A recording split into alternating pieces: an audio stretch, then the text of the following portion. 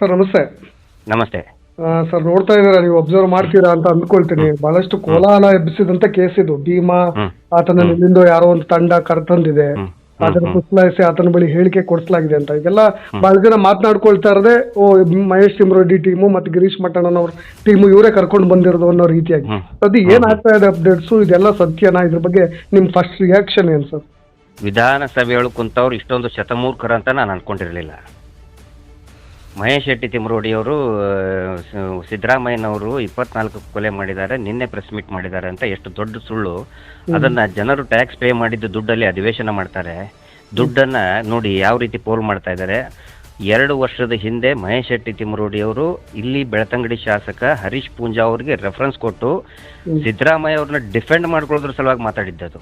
ಇವರು ಕಟ್ಟು ಎಡಿಟ್ಟು ಪೇಸ್ಟು ಮಾಡಿ ಹಾಕಿ ಯಾವಾಗ 2023 ಚುನಾವಣೆ ಸಂದರ್ಭದಲ್ಲಿ ಹರೀಶ್ ಪೂಂಜಾ ಅವರಿಗೆ ಕ್ವಶನ್ ಮಾಡಿ ತಕರಾರು ಮಾಡಿ, ನೀವು CMಗೇನೆ ಕೊಲೆಗಡಕ ಅಂತೀರಲ್ಲ, ಹೌದು ನಮ್ಮ ಶಾಸಕರು ನಮ್ಮ ಪ್ರಥಮ ಪಜೆ ತಾಲೂಕಿಂದು, ಹಂಗಿದ್ರೆ ನಾವು ನಂಬಲೇಬೇಕಾಗುತ್ತೆ ಅದನ್ನ. ಆಯ್ತು, ಅವ್ರು ಹೇಳಿದಾರೆ ಅಂತ ಹೇಳಿದ್ರೆ ನಾನು ಹೇಳ್ತೇನೆ CM ಕೊಲೆ ಮಾಡಿದ್ದಾರೆ. ಆದ್ರೆ ಇದಕ್ಕೆ ಜವಾಬ್ದಾರಿ ತಗೊಳ್ಳೋದು ಯಾರು? ತನಿಖೆ ಮಾಡೋ ಜವಾಬ್ದಾರಿ ಯಾರು? ಅದನ್ನ ಒಂದ್ ವೇಳೆ ತನಿಖೆ ಮಾಡಿ ಅದು ನಿಜ ಇತ್ತಂತ ಹೇಳಿದ್ರೆ ಸಿದ್ದರಾಮಯ್ಯ ಅವರು ಏನೋ ರಾಜೀನಾಮೆ ಕೊಡಬೇಕು, ಕೊಲೆಗಡಕ ಅಂತ ಹೇಳ್ಬೇಕು. ಇಲ್ಲ ಅಂತ ಹೇಳಿದ್ರೆ ಹರೀಶ್ ಪೂಂಜಾ ರಾಜೀನಾಮೆ ಕೊಡಬೇಕು.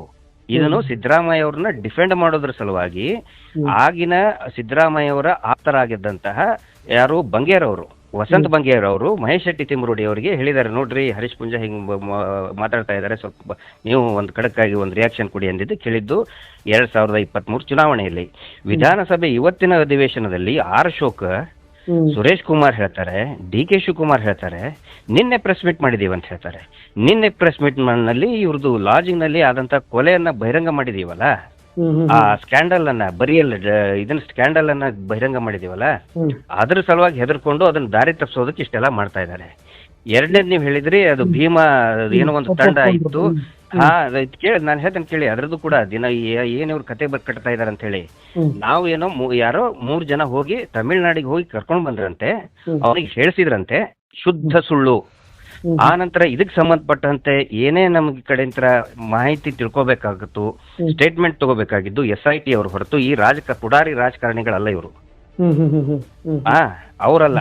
SIT ಅವ್ರು ಕೇಳಿದ್ರೆ ಪ್ರತಿಯೊಂದು ಮಾಹಿತಿನೂ ಕೂಡ SIT ಸಿಗುತ್ತೆ.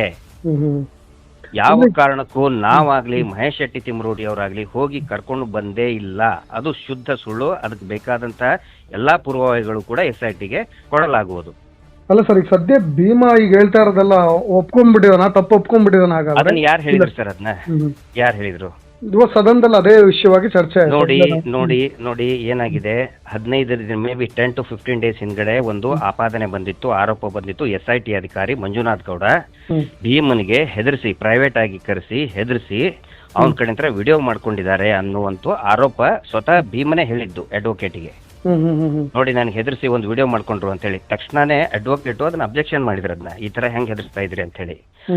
ಈ ಮಂಜುನಾಥ್ ಅನ್ನುವಂತ ಅಧಿಕಾರಿ ಅದೇನು ರೆಕಾರ್ಡಿಂಗ್ ಮಾಡ್ಕೊಂಡಿದ್ದಾನೆ, ಮೋಸ್ಟ್ಲಿ ಇವ್ರಿಗೆ ಏನಾದ್ರು ಹೇಳಿರ್ಬೇಕು, ಅವ್ನು ಹೆದರಿಸಿ ಮಾಡಿದ್ದಿರ್ಬೋದು. ಅದು ಒಂದ್ ವೇಳೆ ನೋಡಿ, ಅದು ಬಯಲಾಗ್ಬೇಕಲ್ಲ. ಅವ್ನು ಇವತ್ತು ಹೇಳಿದ್ನ 15 ದಿನದಿಂದ ಹೇಳಿದ್ದ? ಅದು ಯಾರ ಮುಂದೆ ಹೇಳಿದ್ದು?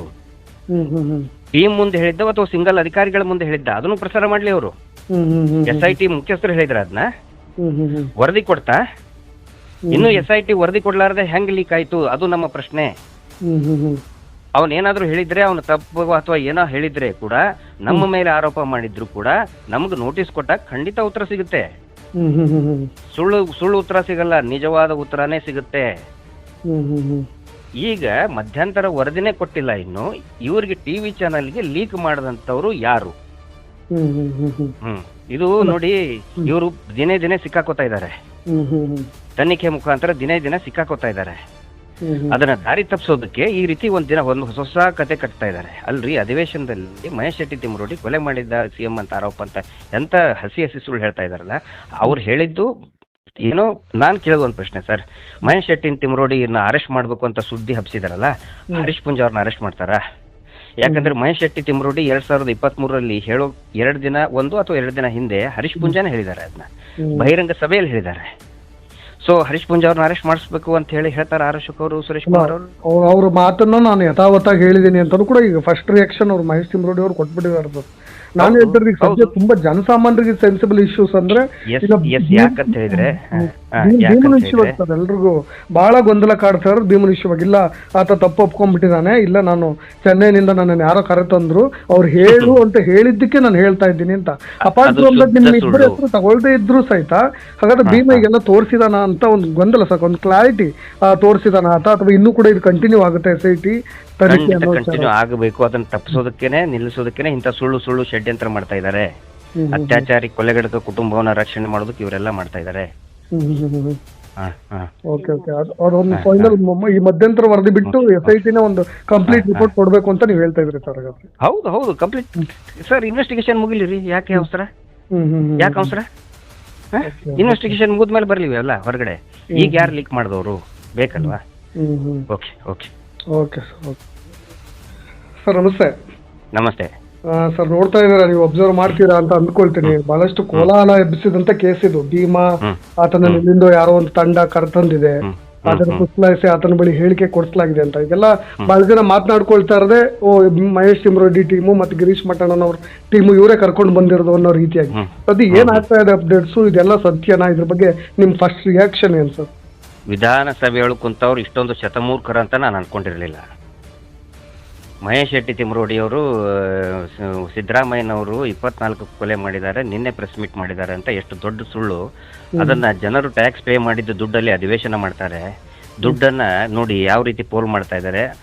2 ವರ್ಷದ ಹಿಂದೆ ಮಹೇಶ್ ಶೆಟ್ಟಿ ತಿಮ್ರೋಡಿಯವರು ಇಲ್ಲಿ ಬೆಳ್ತಂಗಡಿ ಶಾಸಕ ಹರೀಶ್ ಪೂಂಜಾ ಅವರಿಗೆ ರೆಫರೆನ್ಸ್ ಕೊಟ್ಟು ಸಿದ್ದರಾಮಯ್ಯ ಅವ್ರನ್ನ ಡಿಫೆಂಡ್ ಮಾಡ್ಕೊಳ್ಳೋದ್ರ ಸಲುವಾಗಿ ಮಾತಾಡಿದ್ದದು. ಇವರು ಕಟ್ಟು ಎಡಿಟ್ಟು ಪೇಸ್ಟು ಮಾಡಿ ಹಾಕಿ ಯಾವಾಗ 2023 ಚುನಾವಣೆ ಸಂದರ್ಭದಲ್ಲಿ ಹರೀಶ್ ಪೂಂಜಾ ಅವರಿಗೆ ಕ್ವಶನ್ ಮಾಡಿ ತಕರಾರು ಮಾಡಿ, ನೀವು CMಗೇನೆ ಕೊಲೆಗಡಕ ಅಂತೀರಲ್ಲ, ಹೌದು ನಮ್ಮ ಶಾಸಕರು ನಮ್ಮ ಪ್ರಥಮ ಪಜೆ ತಾಲೂಕಿಂದು, ಹಂಗಿದ್ರೆ ನಾವು ನಂಬಲೇಬೇಕಾಗುತ್ತೆ ಅದನ್ನ. ಆಯ್ತು, ಅವ್ರು ಹೇಳಿದಾರೆ ಅಂತ ಹೇಳಿದ್ರೆ ನಾನು ಹೇಳ್ತೇನೆ CM ಕೊಲೆ ಮಾಡಿದ್ದಾರೆ. ಆದ್ರೆ ಇದಕ್ಕೆ ಜವಾಬ್ದಾರಿ ತಗೊಳ್ಳೋದು ಯಾರು? ತನಿಖೆ ಮಾಡೋದು ಜವಾಬ್ದಾರಿ ಯಾರು? ಅದನ್ನ ಒಂದ್ ವೇಳೆ ತನಿಖೆ ಮಾಡಿ ಅದು ನಿಜ ಇತ್ತಂತ ಹೇಳಿದ್ರೆ ಸಿದ್ದರಾಮಯ್ಯ ಅವರು ಏನೋ ರಾಜೀನಾಮೆ ಕೊಡಬೇಕು, ಕೊಲೆಗಡಕ ಅಂತ ಹೇಳ್ಬೇಕು. ಇಲ್ಲ ಅಂತ ಹೇಳಿದ್ರೆ ಹರೀಶ್ ಪೂಂಜಾ ರಾಜೀನಾಮೆ ಕೊಡಬೇಕು. ಇದನ್ನು ಸಿದ್ದರಾಮಯ್ಯ ಅವ್ರನ್ನ ಡಿಫೆಂಡ್ ಮಾಡೋದ್ರ ಸಲುವಾಗಿ ಆಗಿನ ಸಿದ್ದರಾಮಯ್ಯ ಅವರ ಆಪ್ತರಾಗಿದ್ದಂತಹ ಯಾರು ಬಂಗೇರ್ ಅವರು, ವಸಂತ್ ಬಂಗೇರ್ ಅವರು ಮಹೇಶ್ ಶೆಟ್ಟಿ ತಿಮ್ರೋಡಿ ಅವರಿಗೆ ಹೇಳಿದ್ದಾರೆ, ನೋಡ್ರಿ ಹರೀಶ್ ಪೂಂಜಾ ಹಿಂಗ್ ಮಾತಾಡ್ತಾ ಇದ್ದಾರೆ, ಸ್ವಲ್ಪ ನೀವು ಒಂದು ಖಡಕ್ಕಾಗಿ ಒಂದು ರಿಯಾಕ್ಷನ್ ಕೊಡಿ ಅಂದಿದ್ದು ಕೇಳಿದ್ದು 2023 ಚುನಾವಣೆಯಲ್ಲಿ. ವಿಧಾನಸಭೆ ಇವತ್ತಿನ ಅಧಿವೇಶನದಲ್ಲಿ ಅಶೋಕ್, ಸುರೇಶ್ ಕುಮಾರ್ ಹೇಳ್ತಾರೆ, DK ಶಿವಕುಮಾರ್ ಹೇಳ್ತಾರೆ, ನಿನ್ನೆ ಪ್ರೆಸ್ ಮೀಟ್ ಮಾಡಿದೀವಿ ಅಂತ ಹೇಳ್ತಾರೆ. ನಿನ್ನೆ ಪ್ರೆಸ್ ಮೀಟ್ ನಲ್ಲಿ ಇವ್ರದ್ದು ಲಾಡ್ಜಿಂಗ್ ನಲ್ಲಿ ಆದಂತ ಕೊಲೆಯನ್ನ ಬಹಿರಂಗ ಮಾಡಿದೀವಲ್ಲ, ಆ ಸ್ಕ್ಯಾಂಡಲ್ ಅನ್ನ ಇದನ್ನ ಸ್ಕ್ಯಾಂಡಲ್ ಅನ್ನ ಬಹಿರಂಗ ಮಾಡಿದೀವಲ್ಲ, ಅದ್ರ ಸಲುವಾಗಿ ಹೆದರ್ಕೊಂಡು ಅದನ್ನ ದಾರಿ ತಪ್ಪಿಸೋದಕ್ಕೆ ಇಷ್ಟೆಲ್ಲ ಮಾಡ್ತಾ ಇದ್ದಾರೆ. ಎರಡನೇದು ನೀವು ಹೇಳಿದ್ರಿ ಅದು ಭೀಮಾ ಏನೋ ಒಂದು ತಂಡ ಇತ್ತು. ಕೇಳಿ ನಾನು ಹೇಳ್ತೇನೆ ಕೇಳಿ, ಅದ್ರದ್ದು ಕೂಡ ದಿನ ಏನ್ ಇವ್ರು ಕತೆ ಕಟ್ತಾ ಇದಾರೆ ಅಂತ ಹೇಳಿ. ನಾವು ಏನೋ ಯಾರೋ 3 ಜನ ಹೋಗಿ ತಮಿಳ್ನಾಡಿಗೆ ಹೋಗಿ ಕರ್ಕೊಂಡ್ ಬಂದ್ರಂತೆ, ಅವ್ರಿಗೆ ಹೇಳ್ಸಿದ್ರಂತೆ, ಶುದ್ಧ ಸುಳ್ಳು. ಆ ನಂತರ ಇದಕ್ಕೆ ಸಂಬಂಧಪಟ್ಟಂತೆ ಏನೇ ನಮ್ ಕಡೆಯಿಂದ ಮಾಹಿತಿ ತಿಳ್ಕೊಬೇಕಾಗಿತ್ತು, ಸ್ಟೇಟ್ಮೆಂಟ್ ತಗೋಬೇಕಾಗಿದ್ದು SIT ಅವ್ರು ಹೊರತು ಈ ಪುಡಾರಿ ರಾಜಕಾರಣಿಗಳಲ್ಲ ಇವರು. ಅವರಲ್ಲ. SIT ಅವ್ರು ಕೇಳಿದ್ರೆ